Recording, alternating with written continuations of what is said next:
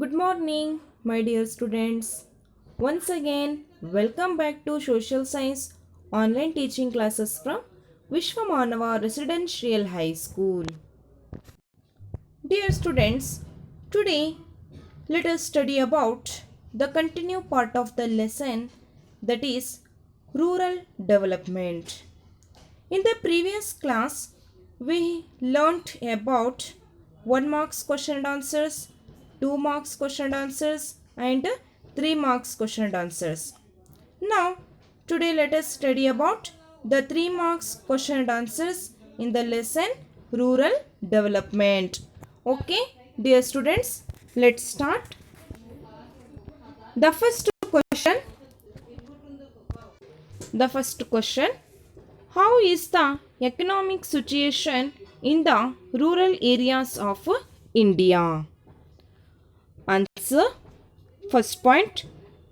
The economic situation in the rural areas of India more priority to agriculture and dairy farming.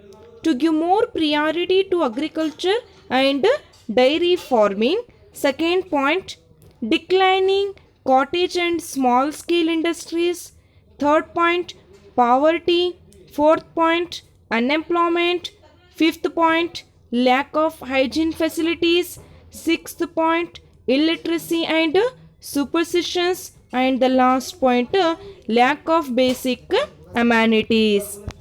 So, these are the economic situation in the rural areas of India. Then, second question, what are the measures undertaken for the rural development?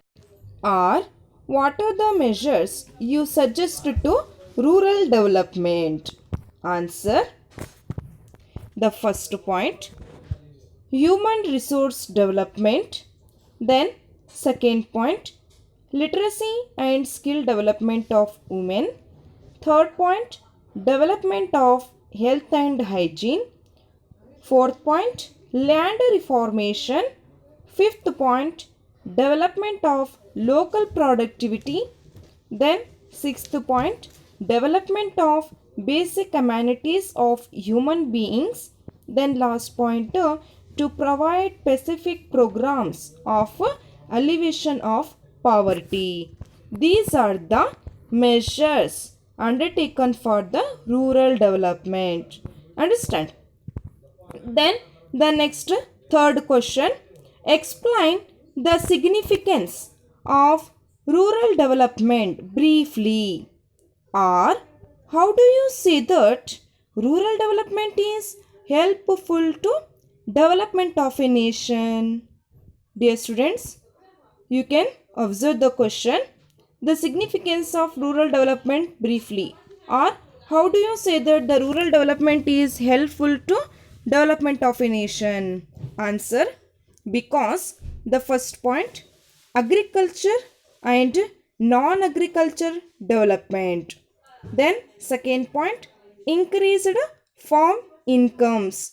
Then third point, create greater demand for industrial products and services. Then fourth point, generating additional employment opportunities. Then fifth point, with increased literacy and skill levels, higher productivity. Then sixth point, to increase of national productivity. Then seventh point, agro processing, small scale and cottage industry will develop in rural areas. Then last point, reduction of poverty. So these are the rural development is helpful to development of a nation. Okay, the next fourth question, explain Gandhiji's concept of Grama Swarajya in the light of decentralization. Dear students, very important question. Answer. In the concept of Gandhiji's Grama Swarajya in the light of decentralization, first point, providing administrative power and the responsibility of developing the village to people themselves is called as a decentralization. Decentralization means it is a providing administrative power and the responsibility of developing the village to people is called as a decentralization. Understand? Then it is a process through which power sharing occurs and people participate in decision making. Then, third point, and it is also a process that aims at planning and development. Then, fourth point, this process was called as Grama Swarajya according to Mahatma Gandhiji. Then, fifth point, decentralization has been reduced various kinds of exploitation. Then, sixth point, it upholds human independence and dignity. The last point, nurture human values like compassion and cooperation.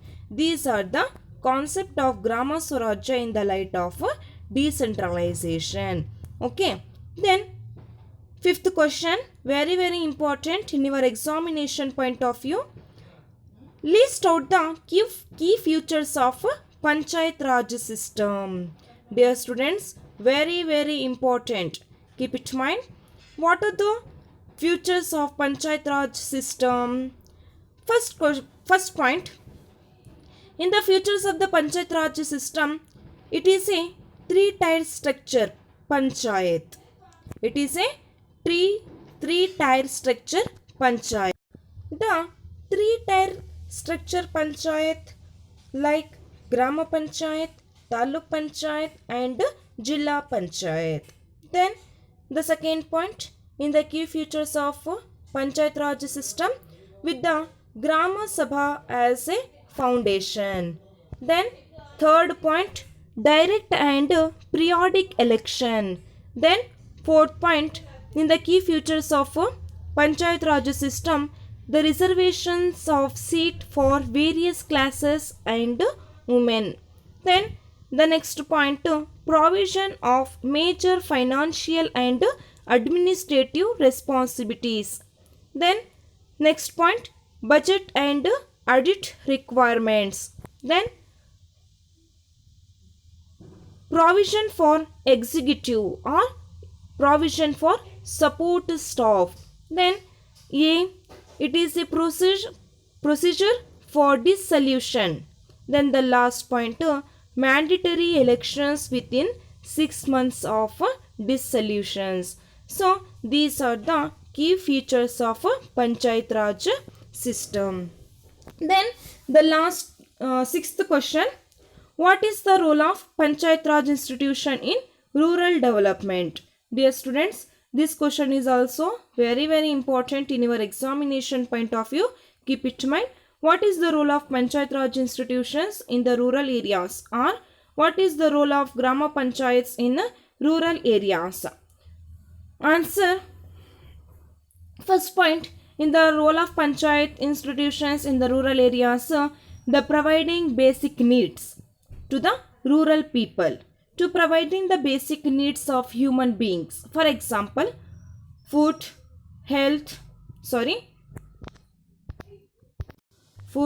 water, shelter and good education, etc. These are the basic needs. Then providing employment opportunities for the rural people.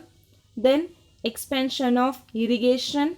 Then encouraging cottage industries.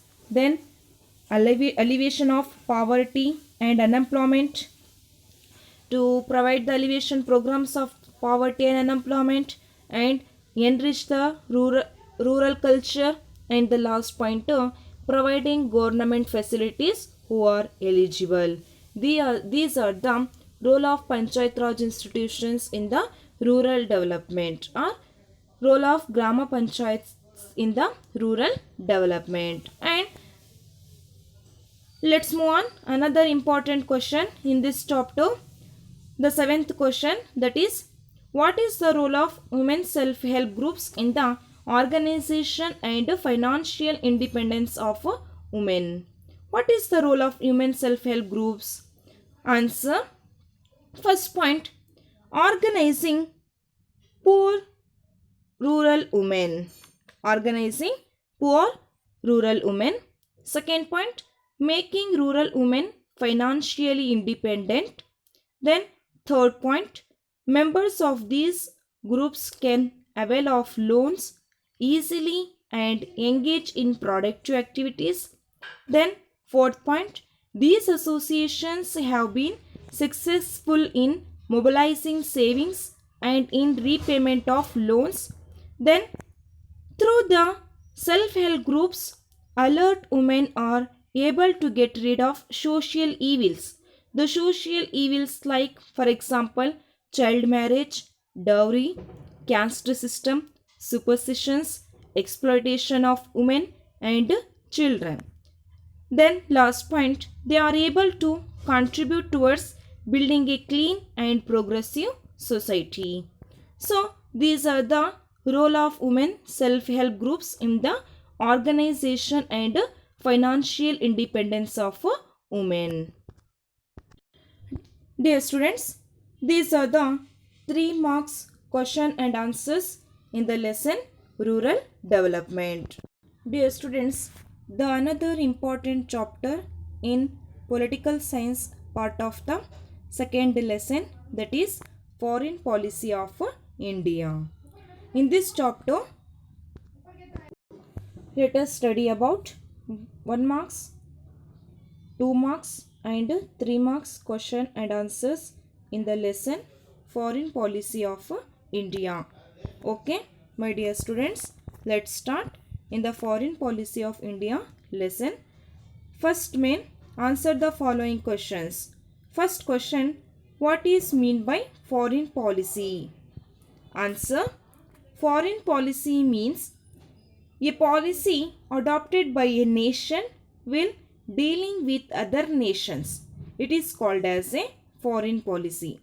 The policy adopted by a nation while dealing with other nations is called as a foreign policy.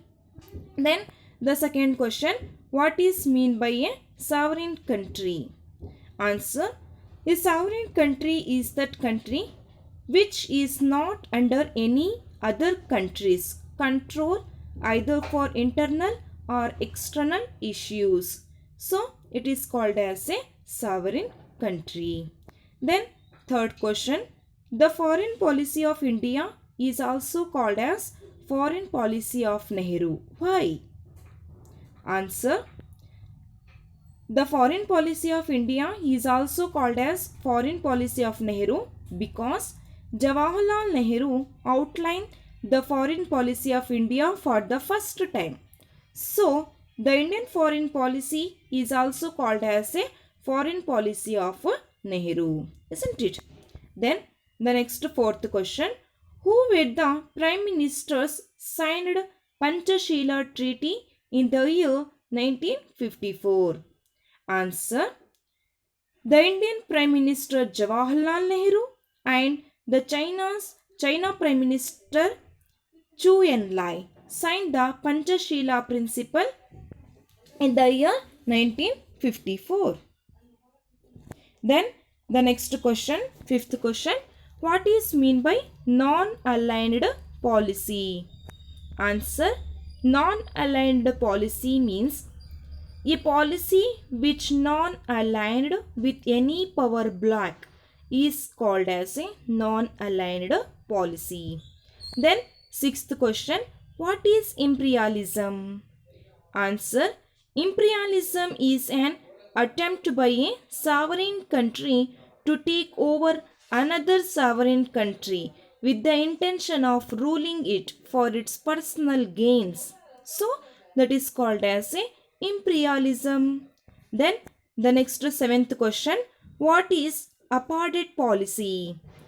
Means, answer, apartheid policy means apartheid is an attempt by a race or people of a particular skin color to subject other race of people of different skin color in the name of supremacy. That is called as a apartheid policy. Then eighth question, apartheid is an offering to human rights and world peace. How?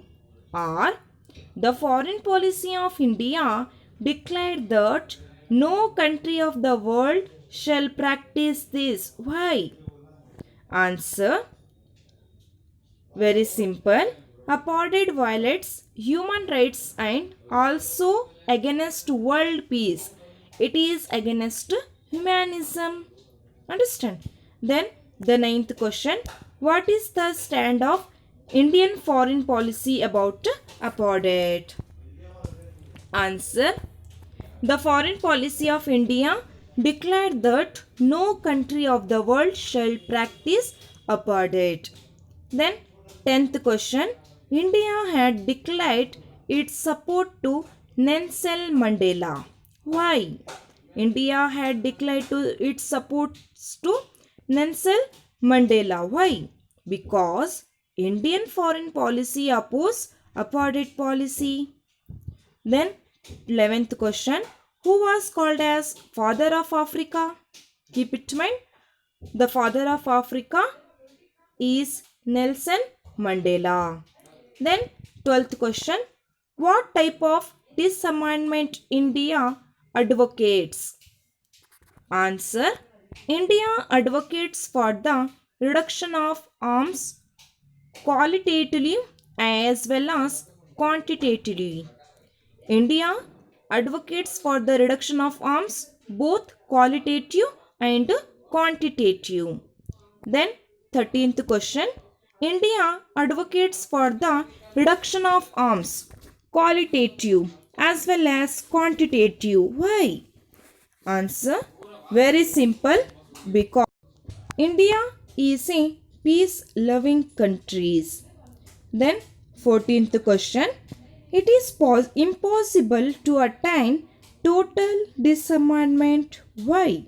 It is impossible to attain total disarmament. Why? Answer. Every country needs arms for its production. Then 15th question. What type of foreign policy Article 51 of our Constitution advocates? Or what is Indian Constitution advocate through its Article 51? Answer.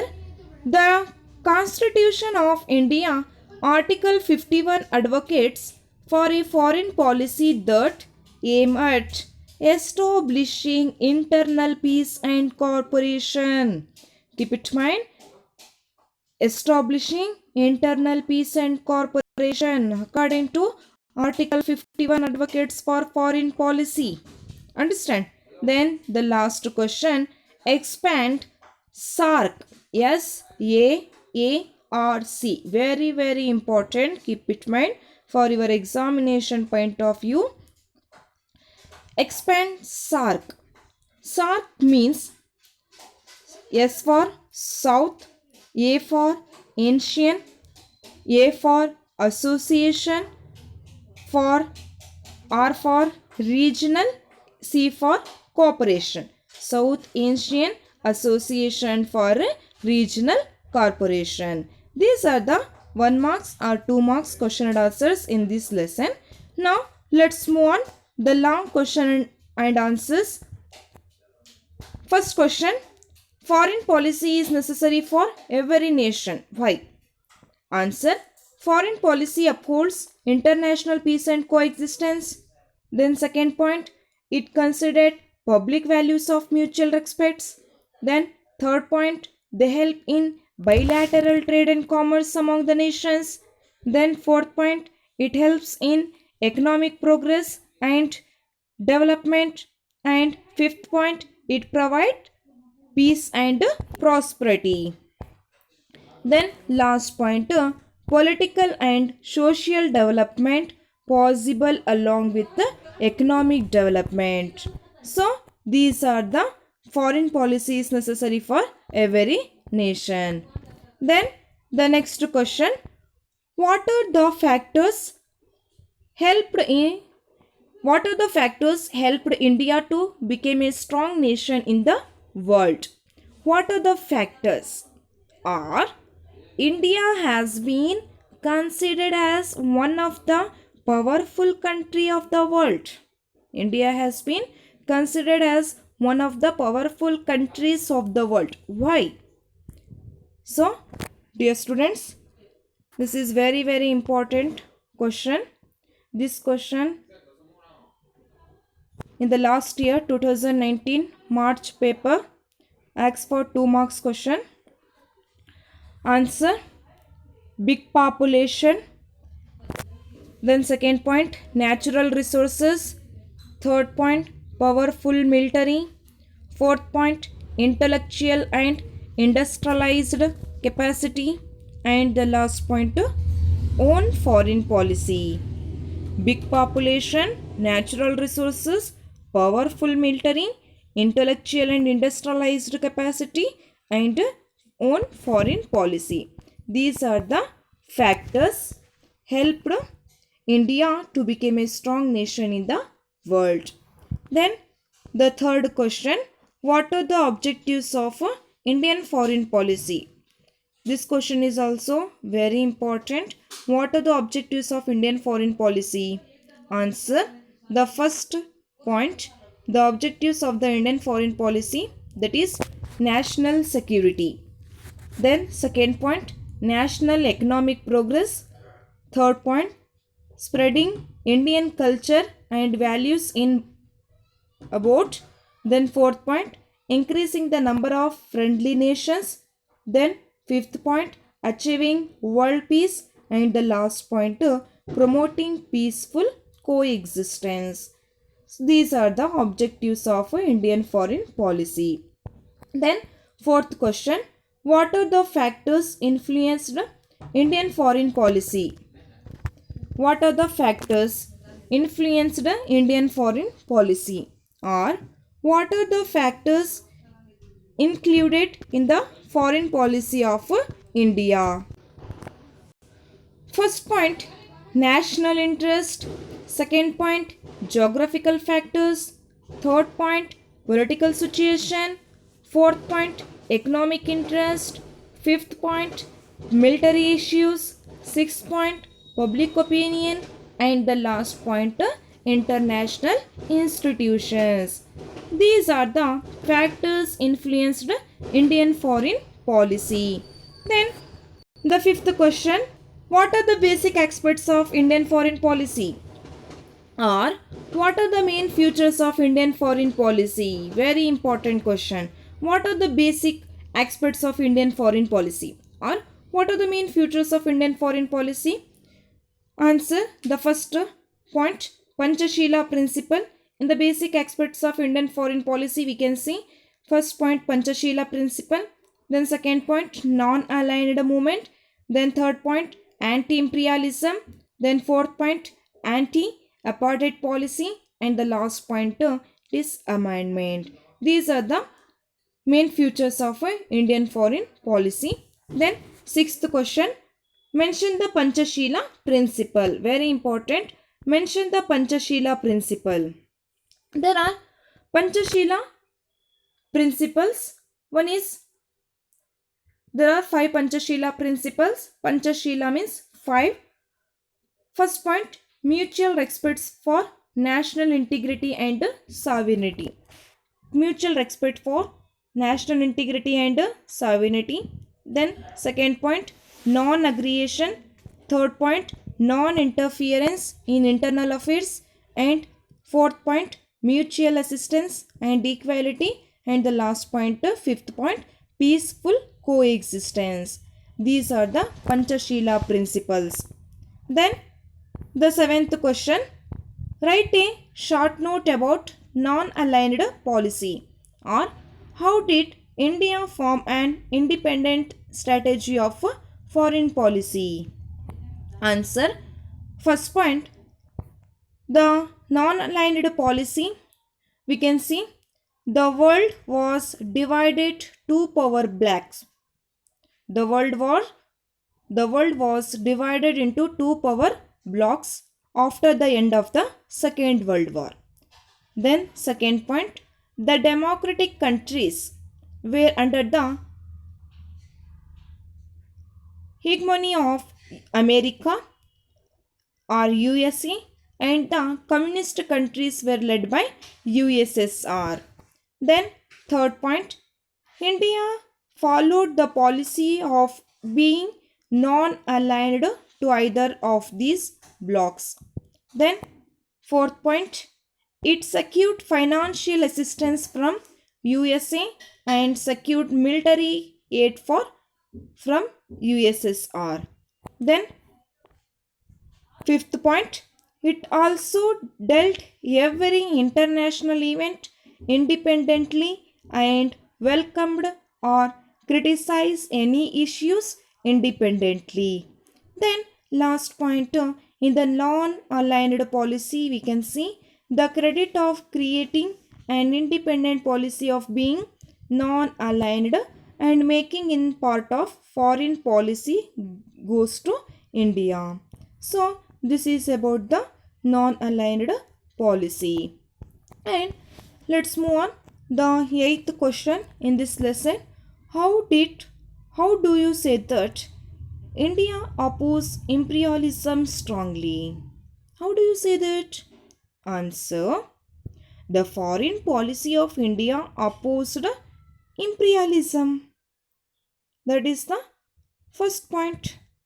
Foreign policy of India opposed imperialism. Then second point, it was natural for India, which gained its independence from an imperial country, to the opposed such moves of other countries.